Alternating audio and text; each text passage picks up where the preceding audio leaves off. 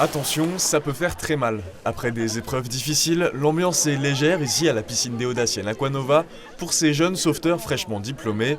Une épreuve en particulier semble avoir posé quelques problèmes. Le plus de problèmes, c'était les apnées à cause du stress dans l'eau.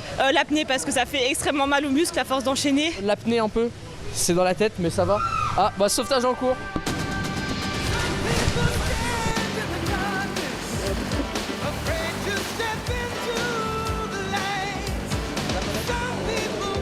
J'ai été la secourir parce qu'elle était dans un cas de noyade.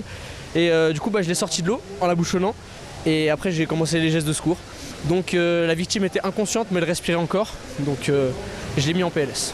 Une analyse rigoureuse de la situation, acquise pendant la formation du brevet national de sécurité et de sauvetage aquatique, un apprentissage qui s'adresse à tout le monde. Il est quand même possible, même malgré des fois un certain stress et une certaine appréhension, de venir passer ce diplôme de BNSSA qui est loin d'être inaccessible étant donné qu'on se forme sur un an.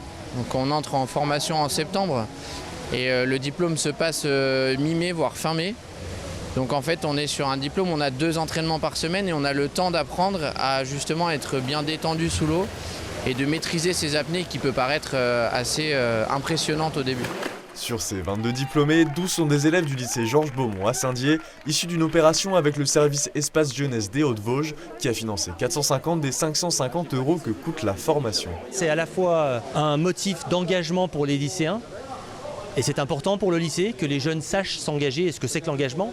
Et en même temps, c'est aussi un motif d'attractivité pour le lycée. Aujourd'hui, on est capable avec un BNSSA de faire la surveillance d'un bassin, alors que ce soit en intérieur ou en extérieur.